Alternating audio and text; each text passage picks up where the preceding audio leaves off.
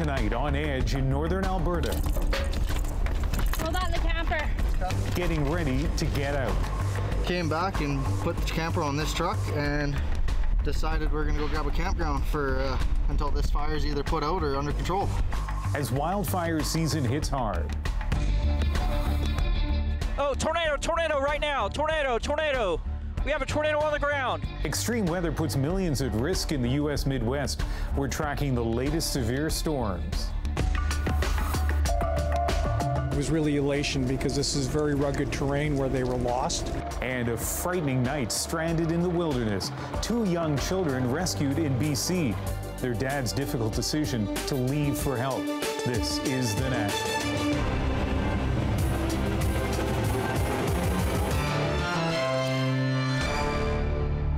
The official start of summer may still be a month away, but already Alberta is in the grips of what's looking to be a costly and potentially dangerous wildfire season. Pretty scary. Tonight, firefighters trying to get a handle on 6 fires burning out of control, including this one in the northwest corner of the province. It has more than doubled in size since yesterday to nearly 700 square kilometers. More than 3,000 people have been ordered out, and a local state of emergency has been declared. Take a look at this fire danger map. The red shows where the risk is very high. The pink is extreme. At least some good news today, though. People who live near the community of Marlborough were allowed to return home today. But as Rafi Boudjikanian reports, they're being told to keep their bags packed. Hold on the camper. Dustin Brown's been here before. He was in Fort McMurray when it had to deal with one of the biggest wildfires in Alberta's history 3 years ago. This time, he and his wife are packing in a hurry. Even though they say, yeah, you're not on mass evacuation right now, but be ready. There's no risk taking here. They said that last time too. And look what happened in Fort Mac. I wasn't going to risk it, not with the kids, the wife, the dog. The nearly 90 residents of Marlborough were forced from their homes last night. Today they were let back in but remain on notice. Georgina Gaucher is gathering her belongings but staying put. If I'm going to leave, if they tell me to leave, I'll leave and leave everything, because this is only material things. Yeah. Our life, my children, grandchildren, they're the most important thing in my life. Firefighters are trying to save it all, pushing back the flames as best they can, both near Marlborough and 5 other areas throughout Alberta, including the biggest fire so far, 8 hours north of Edmonton near High Level. It's been evacuated after a day residents there were put on alert, an example, officials say, of how fast things can change. It's been hot and dry for quite some time now in northern Alberta, and strong winds like this are going to make fires that spread very rapidly. Back in Marlborough, no need to tell the Browns twice. It's still hard to accept the fact that it's happening all over again. It's a little more touchy right now. There's not much we can do, but we just kind of take it as it comes, and as long as we're together, that's all that matters. Natural Resources Canada is telling Albertans there could be a significant number of fires this season, even if they can't predict whether the damage and disruption will be worse than normal. Rafi Boudjikanian, CBC News, Marlborough, Alberta. So Rafi mentioned fire experts warning about the unpredictability when it comes to wildfires. Let's bring in our meteorologist, Brett Soderholm. And Brett, it sounds like there are basically 3 factors forecasters are looking at when it comes to predicting the fire season. You're quite right. The first one, and rather intuitively, has to do with precipitation and what's called a precipitation anomaly. So in the case of Alberta, for example, over the past 3 weeks, there's been an anomaly, meaning a deficit of about close to 50 millimeters in some parts of the province, making it very dry. Then forecasters are looking at how much rain is going to be expected into the future, and similarly, using Alberta as an example, there isn't as much as normal, so this leads to a relatively dangerous situation in terms of wildfires. After that, we're going to be looking at how much soil moisture is available, because naturally a drier soil is going to be able to get sparked up by lightning or human causes much easier. And lastly, you've heard us talk about El Nino or La Nina. Well, these extreme weather patterns that take place all over the world are actually able to enhance the severity of some of these wildfires. So when you combine all of these activities going on across the world, that's how forecasters get their final results. All right, Brett, thank you. You're welcome. And stand by. We'll come back to you in just a moment on another big weather-related story. Sounds good. Forecasting fire conditions may be filled with uncertainty, but scientists at the world's largest fire lab are getting a better idea of how those wildfires behave. Kim Brunhuber takes us there. The irony is obvious to almost everyone who works with fire. Humans may have been using it for more than 1 million years, but fire is still very much a mystery. It is an enigma. It's extremely complex. This is the controller that controls how much propane goes in. Torben Grumstrup is the man controlling the flames, obsessed with calculating exactly how they behave. That helps us better understand the influences of these different variables, the size of the flame zone, the slope, the wind speed, these sorts of things. Welcome to the Missoula Fire Sciences Lab in Montana, the largest of its kind in the world. Around every corner, scientists are burning things, watching, learning, then, once again, setting them on fire. The results that we come to based on these experiments can be extrapolated to real world. That's called scaling. What they discover here is used by other researchers and on the front lines. For Grumstrup, it's the definition of applied science. He used to be a firefighter himself. He hopes his research, like his work on how fast fire spreads uphill, will help keep firefighters safe. If a firefighter sees some of my video of fire on a slope, that will stick in their mind so that the next time they are thinking about working above a fire, they'll think twice. Around the corner, Jason Forthoffer lights one of the most unusual fires you'll ever see. So there's no fans or anything going on here. This is all generated by the fire. It's a tiny version of one of nature's most terrifying and least understood phenomena. A fire whirl, better known as a fire-nado. Last summer, Redding, California was hit with the most intense fire tornado ever recorded. Really windy. They form when rising heat and turbulent winds combine and hit a natural obstacle. So if there's a fire burning on the lee side of that terrain obstruction, it can concentrate that vorticity and it can spin up to a fire tornado. Wow. Yeah. Wow. Experts say wildfires are getting more common and more intense, and the same will likely happen with fire tornadoes. This miniature version, like a fiery dust devil, allows Forthoffer to study how they form and how they move. Hopefully we can provide firefighters with enough training to, as soon as they're forming, to get out of the way. So, while firefighters deploy out in the wildlands, an equally important battle is being waged in a lab in the dark with a fire that never ends. Kim Brunhuber, CBC News, Missoula, Montana. Extreme weather is a big story across a big swath of the U.S. tonight. Throughout the day, forecasters issued urgent warnings about the risk of catastrophic tornadoes in parts of Texas and Oklahoma. More than 2 million people potentially in harm's way.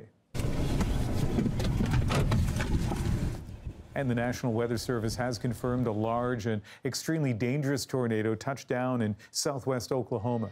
These funnel clouds were seen forming over the state capital. A threat level of 5 out of 5 has been issued. That means life and property are at risk.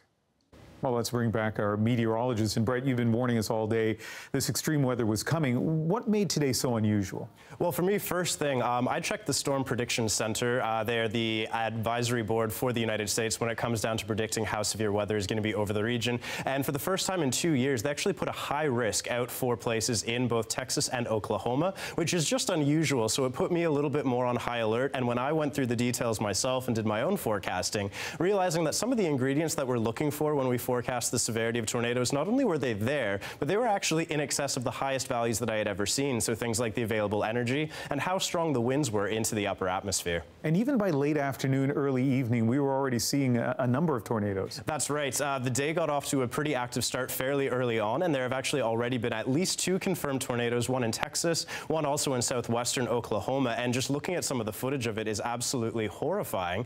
Very strong tornadoes, strong rotation, and the situation is going to be spanning across multiple states throughout the rest of the night. An unusual day, but Brett, this is tornado season in that area. It is the peak season for the states of Oklahoma and for Kansas, so it's not unusual to see this toward the end of May. All right, Brett, thank you. You're welcome.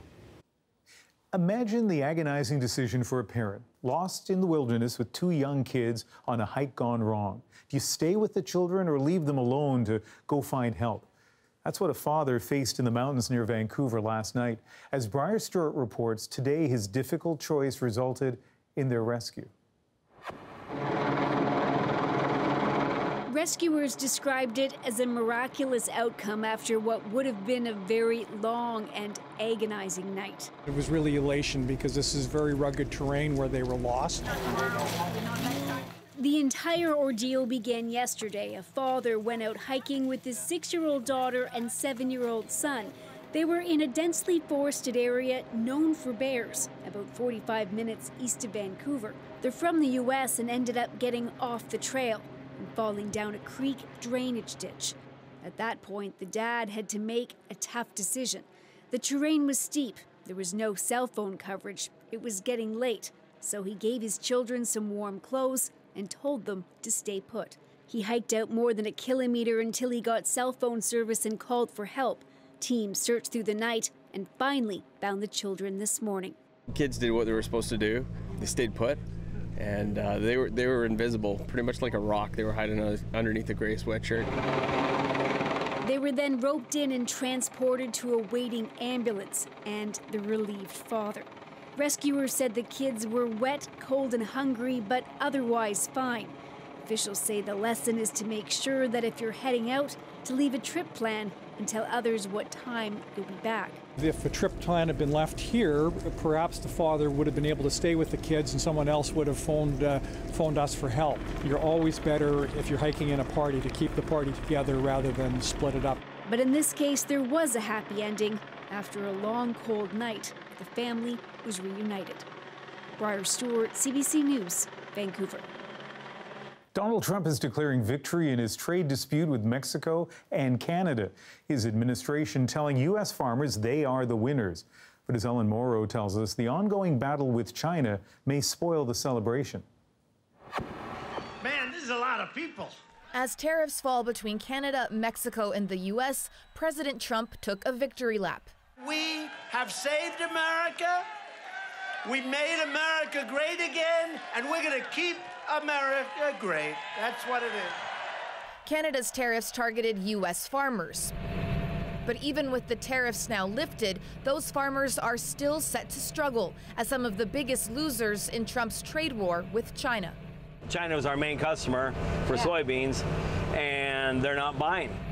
Farm bankruptcies in the Midwest are up, crops are stockpiled with nowhere to go, and anxiety is rising. The issues now really got a lot of farmers discouraged. Well, we're all being affected. Everybody is really getting drained on their financial resources. President Trump has offered a positive spin on Twitter, writing, "Our great patriot farmers will be one of the biggest beneficiaries of what is happening now," and incorrectly describing tariffs as massive payments being made to the United States. But the president is concerned enough that his administration is offering bailout packages to farmers that could total $30 billion. These are the items that we've had to raise prices on. Okay. And there's a lot more items than just these. A lot more items than just these. The tariffs aren't only hurting farmers. At this hardware store, prices have gone up on more than 3,000 products. It's painful. Our customers come in and they see the higher prices and they don't fully understand why. The president's positive messaging is all about 2020. Farmers are an important part of his base. He needs to reassure them along with American consumers. Meanwhile, efforts to reach a deal with China continue. Ellen Morrow, CBC News, Washington. Another source of tension between the U.S. and China, smartphone giant Huawei. Google says it will prevent the Chinese tech company from using its Android operating system and popular apps like YouTube and Google Maps. As Jacqueline Hansen explains, the change comes after the U.S. government blacklisted Huawei over national security concerns. In Huawei's biggest market, most Google services are already banned by the Chinese government. But elsewhere, where Google and its Android operating system are popular, Huawei devices rely on it. I would use Google Maps anymore, so for that reason I won't buy Huawei. Future Huawei phones could be cut off from all Google services. The U.S. government is forcing companies to cut ties with Huawei unless they get special approval. It has accused the company of espionage. But a spokesman for China's Ministry of Foreign Affairs says the U.S. is trying to spread rumors and smear other countries' enterprises. Huawei needs this to be resolved really, really quickly to make sure it doesn't lose all of that great momentum it's got in the marketplace that has got it to be #2 worldwide right now and a clear aspiration to be #1. After the company was blacklisted, Huawei's CEO told reporters that it doesn't engage in spying, and he hinted at the possibility of pulling out of the U.S. The tech giant may not need Google either. It's working on its own operating system. So it may be that paradoxically it's Google that ends up more harmed, because Huawei is absolutely huge in developing countries and with young users. But it could also further shake confidence in Huawei at a time when governments around the world are trying to decide whether to allow its next generation 5G technology or ban that too. Jacqueline Hansen, CBC News, Toronto. Here's some of the other stories we're following tonight. The leader of Britain's Brexit party, Nigel Farage, has become the latest target of a messy assault by a protester. Farage was hit by a milkshake while campaigning for European Parliament elections today. The attacker was arrested and told the British media that he has no regrets. People were heard laughing as Farage walked away. The anti-EU leader wasn't just upset with the protester, he was heard scolding his security detail, calling the incident a complete failure. Recently, a number of other right-wing candidates have had milkshakes thrown at them. An on-ramp to the country's busiest highway was shut down this morning for about 5 hours, and the driver of this truck charged with careless driving after his vehicle rolled over as he tried to exit Highway 400 onto the 401. 2 people in the truck suffered minor injuries. Still ahead on the National, Arnala Ayed is in India, where both critics and supporters weigh in on the man poised to return to power. And later, Adrian Arsenault sits down with award-winning photojournalist Lindsay Addario to talk about experiences in war zones. For me, it was nothing compared to what the women that I documented went through, but I did sort of turn to them for a source of strength.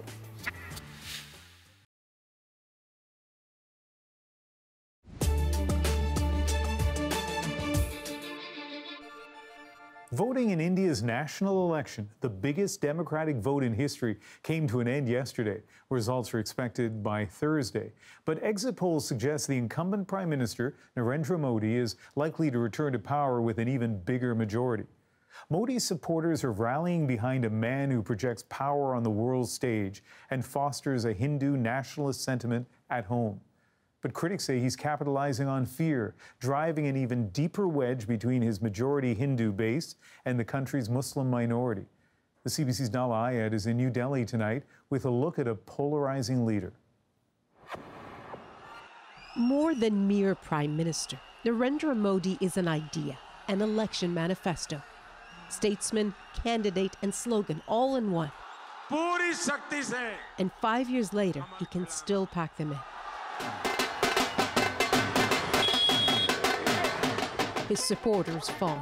The bluster, the 56-inch chest, and 300 meters from his residence, they can't get enough of his face. We want a strong leader, not a weak one, says Abhishek Singh. For us, Modi is actually a tiger. Modi preferred Chodikar, or security guard, after a February suicide attack in Kashmir led him to order airstrikes on Pakistan. He is a veteran campaigner. He knows what works, what doesn't work. But if, as many here believe, the election was a referendum on Modi, then in the Khan household, the vote is an emphatic no. Jabuna Khan's husband was lynched by so-called cow vigilantes, who have increasingly used violence, often against Muslims, to protect the sacred Hindu symbol. Someone actually filmed while Khan and his son were beaten. Their crime, buying and then transporting dairy cows to his farm. Khan died 2 days later. Jabuna Khan wants justice. I can't say how this happened, she says. I've never seen this before. Now we're in such a bad situation. To blame, say critics, is the country's nationalist mood under Modi. testing the secular vision its founders had intended, but also boosting his prospects. Exit polls, which aren't official, suggest the coming of Modi 2.0. He predicted it here last week. It was at his first press conference in 5 years, and he took no questions. So this is the map as of 2014. In those 5 years, asking questions has made life harder for some journalists, like those at The Wire. Their story about the rising fortunes of the BJP president's son since Modi became prime minister earned them a lawsuit. They've got some 14 others pending. There is a sense in which democratic institutions have been weakened, democracy feels imperiled. We all feel constrained in one way or the other.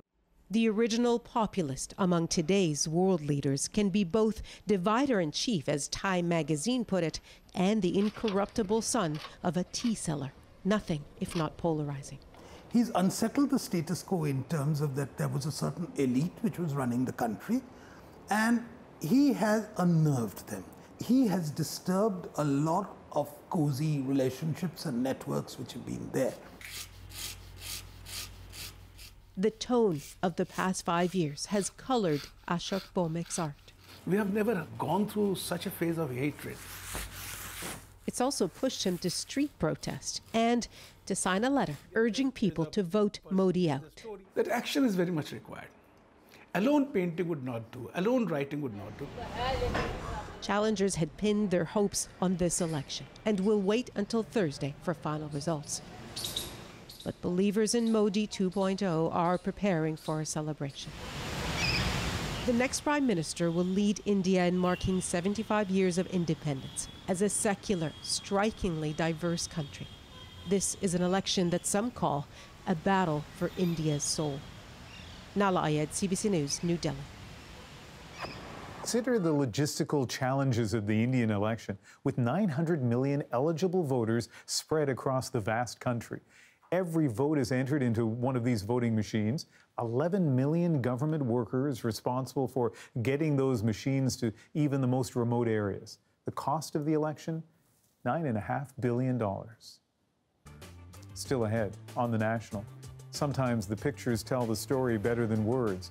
Our interview with a war photographer about capturing the images that can be hard to watch. And I was furious, and I said, you know, how dare you send me to Fallujah if you don't even have the guts to publish what I'm seeing.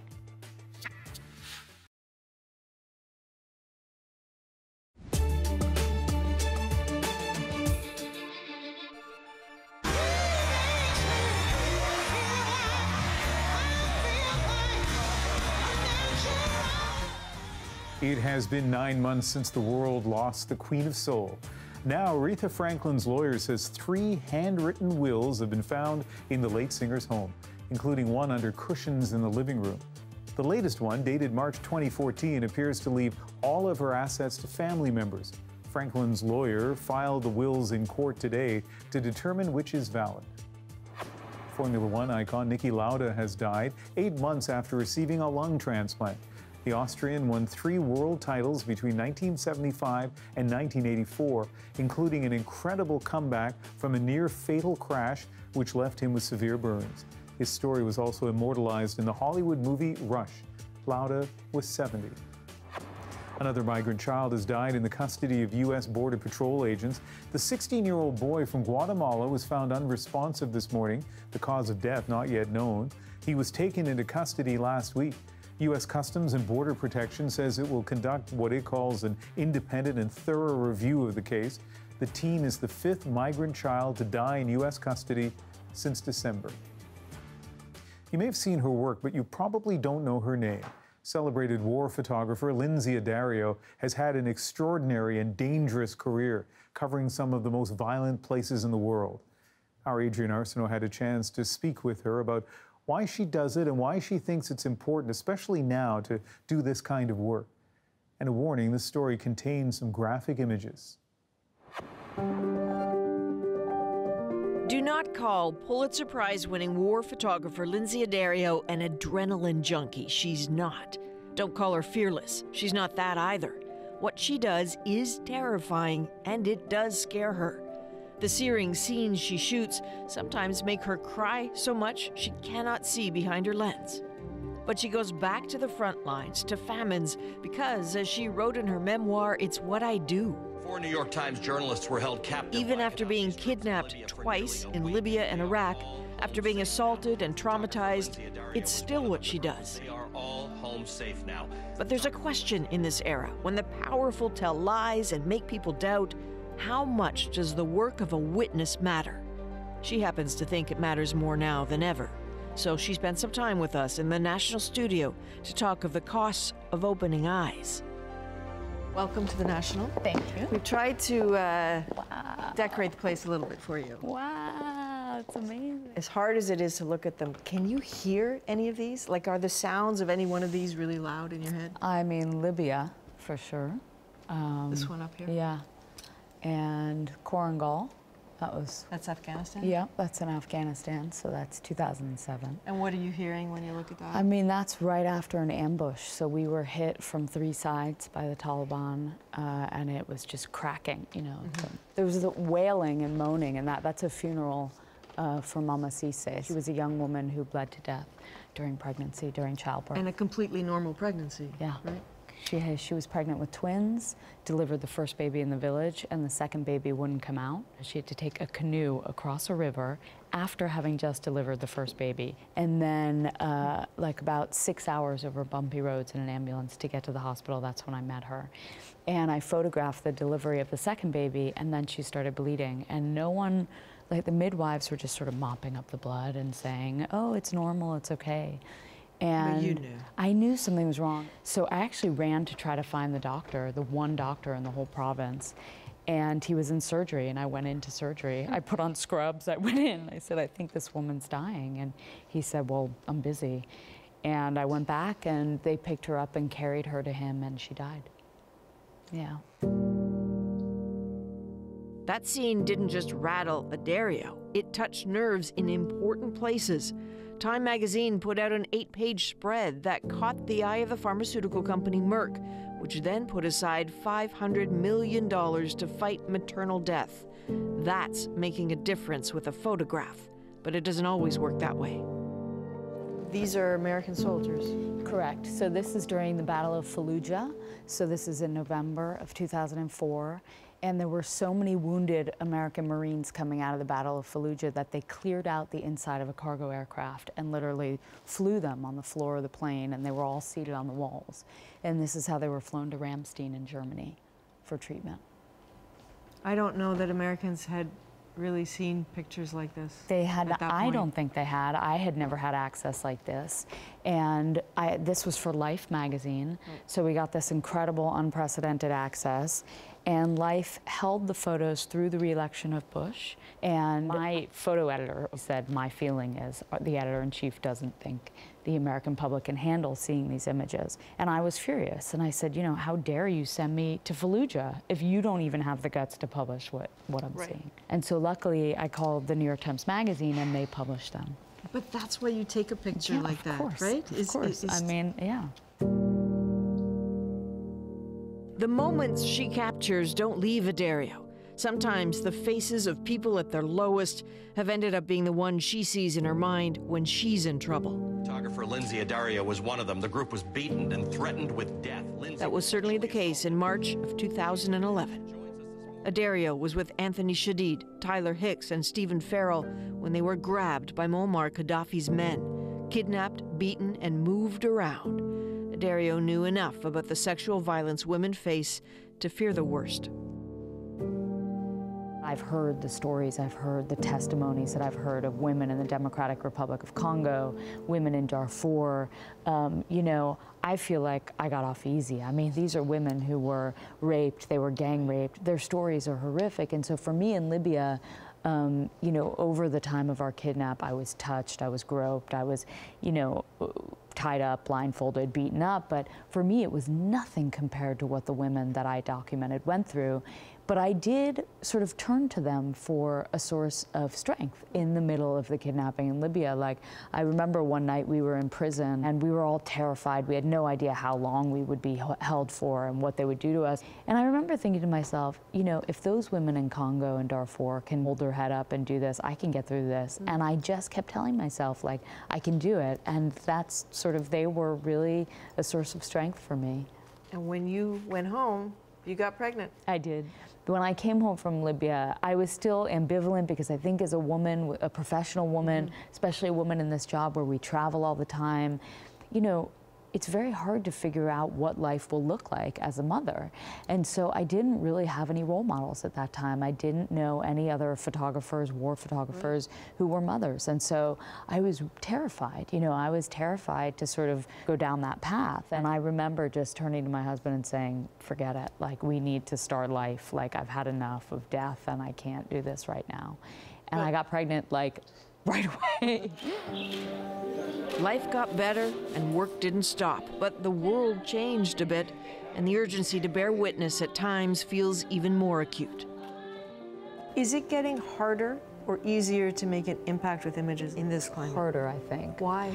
Because we're so bombarded with images, and we're so bombarded by social media, by violence, by blood. You know, I don't think an image has to be graphic to be powerful. I think an image has to be subtle, but it has to tell a story. And I think, you know, we see so many images every single day that most people, they don't pay attention anymore. I think people's attention span is just almost nothing. And I wonder, does it drive you even more to Yes, it drives me even more, because I think, you know, we have a president in America who says journalists are the enemy of the people. He says fake news, everything is fake news. He lies basically every day of his presidency. And I think it's really important as a journalist to show the importance of journalism with integrity, the importance of being there, the importance of calling out leaders around the world who lie. And so, you know, I covered Darfur for 6 straight years, and there was a case where I was in Chad and there had been a massacre of government soldiers. And President Bashir went on TV and he said, you know, that didn't happen, no government soldiers were killed.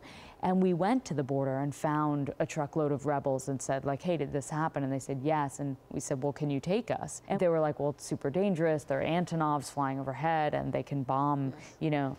And we were like, look, we have to see it to report on it for the New York Times. And we went, and there were bodies clear across the desert. And that picture was on the front page of the New York Times. And you know, when you have a picture as proof, you cannot lie. You know, the fundamental fact that a photographer has to be there is really important at this time in history.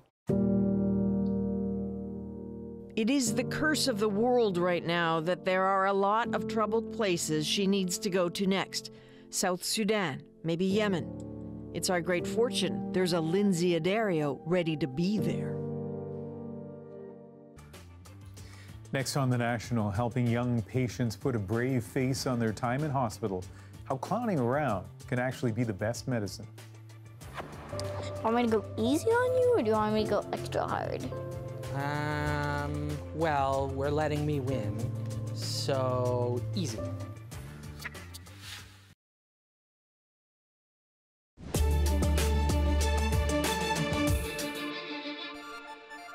Long hospital stays can be hard on anyone, but for children, they can be particularly depressing, isolating, and stressful. So for more than 25 years, Toronto's Sick Kids Hospital has been helping them cope by sending in therapeutic clowns. Jamie Snedden has played the part of A. Laboo for 12 years, and he's become a celebrity in the hospital. He recently took us behind the scenes to show us how the program works. If it is 11 o'clock, then it must be time for story time! Squirrels! In the hospital, it's basically like being in prison. Aw, shucks. It's definitely depressing. Oh. Sometimes there's like dark days. If you're happy and you know it, do all three. Hooray! If you're happy. That's what clowns do. They help you get through the hard times. And you really want to show it. If you're happy and you know it, do all three. Hooray! Hey. Anybody here? Yeah? May I come in? Mm-hmm. Hello. Do you want to play Uno? Sure. Okay. Cheating or no cheating? No cheating. No cheating. There are, at any given time, probably 300 kids here at the hospital, just inpatient.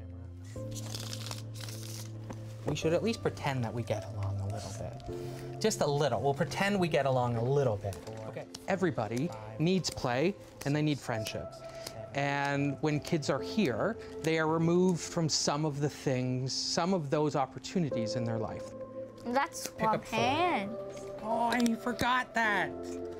And so what a clown can do is come in and become their ideal playmate. Do you want me to go easy on you, or do you want me to go extra hard? Well, we're letting me win, so easy. Uno. You know what? You asked for it. Pick up 2. In the most basic way, we are unthreatening friends who come to their room and don't ask anything of them. Thank you. And I did. Wow. Okay, hi. Nice, thanks. I've been here for about 3 months, right? 3 months. Soon it's gonna be 4 months. Go. Sometimes I have nausea, dizziness. It means my body just shuts down. The first time I met Ayla Boo is when we came for a clinic visit and we started hanging out. Look, we got new ones. I know. We got the ones you like. Yeah. The ones that are. You know, like sometimes the day is lonely, but they come in and brighten it up. They're very elasticy. You can't control everything that happens in the hospital, and there's just times that have not been easy for Colm, and as a parent you feel kind of helpless, and then a clown walks into the room and his face changes and his attitude changes, and maybe a procedure he didn't want to do literally 5 minutes beforehand, he's now more comfortable doing. Okay, thank you, my friend. I appreciate it. And that's invaluable when you're a parent that's here 24/7, maybe at the end of their rope, and he comes in and just, it changes everything. Toodaloo, kangaroo. Stay sweet, parakeet.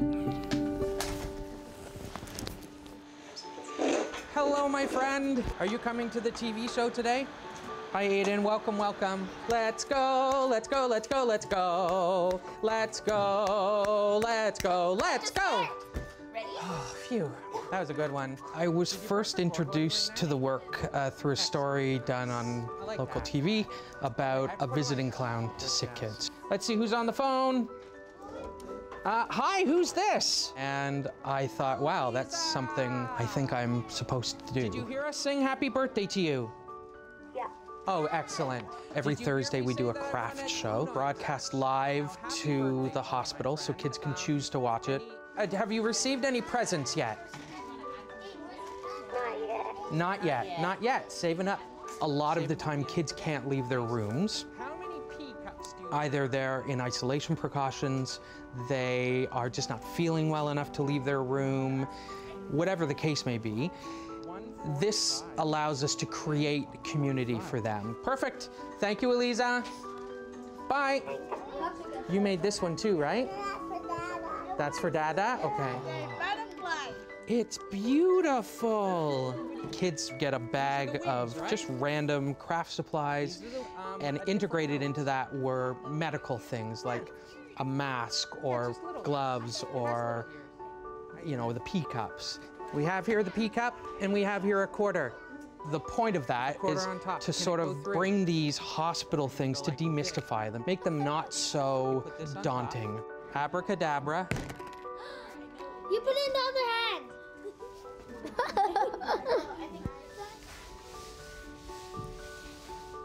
Yes. Found it. What? Ah. Nice. Good job. Cool. Now it's our turn to hide it. I think there's a misconception that it's always just like really nice, nicey nice, and it's like sickly sweet, and it doesn't have to be, because kids need all different kinds of friends. 3, 4. Ready. They need someone who can be competitive with them. Is it in there? It's not in there. who can throw things back and forth between each other and kind of have that fun too. Ah!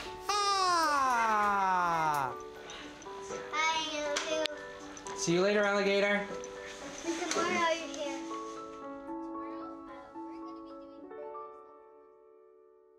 Oh man, we should have done more bubbles before he left again. Yes. Can you do the magic? Thanks.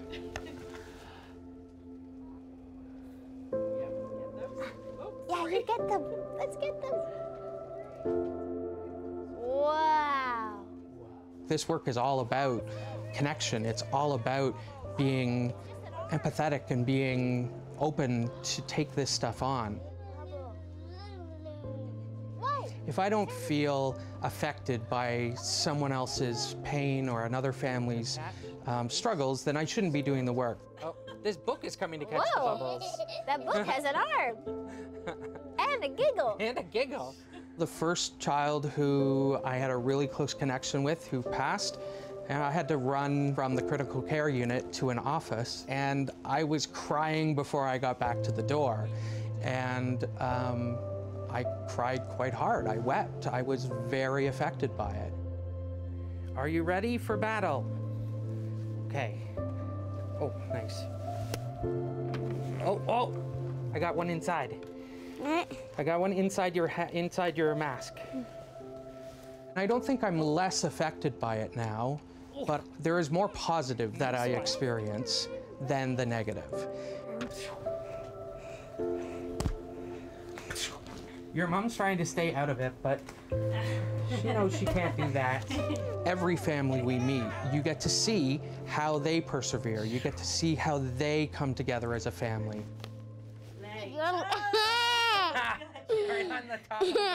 Right on the top of the mask. Clown program helps a lot, not just for him, but for his siblings and myself. He was born with a congenital heart disease and ended up getting a heart transplant at 14 months of age. So he's been here lots, and that's why he loves it when the clowns come. Loves it. It's just like a highlight of his day. He can hear them coming down the hallway, and it's just like emotionally gives me a good break too, right? Just to see him happy. Kind of just as a mom, like it reminds me of, you know, the good times, so. I'm so happy when Sugar Boo comes here.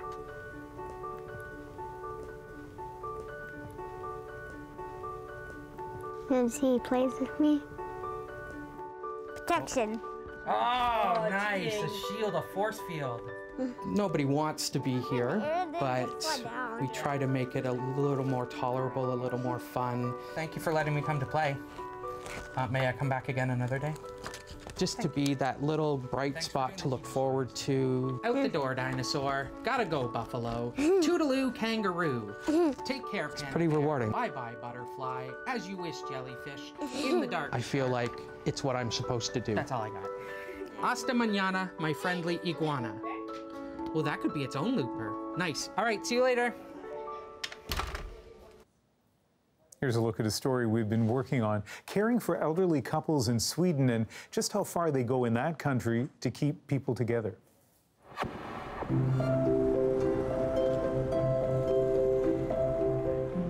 What in Canada is normal is almost unheard of in Sweden. Life here seems calmer. The people content. Nancy and Tolston certainly are. What would it mean for you at this stage in your life to not be together? Jag skulle inte känna mig lugn om jag var hemma och Torsten var här på samma sätt som. Och jag tror det skulle betyda ännu mer för Torsten att vi får vara tillsammans. Could Canada have something to learn? That's coming up tomorrow on The National.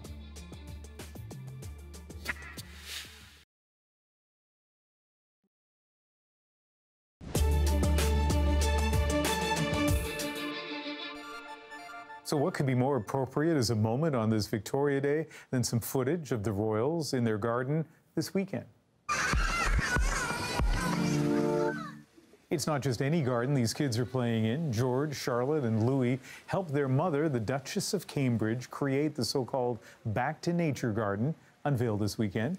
Kate co-designed the space with landscape artists, part of her charity work on early childhood development. And the garden will open to the public tomorrow. And you know who wishes she was here to have a conversation? The post-moment conversation is our resident royal expert among the hosts, Adrian. I feel that we'll get another opportunity in the coming days. Thank you very much for watching The National on this Victoria Day. Bye-bye.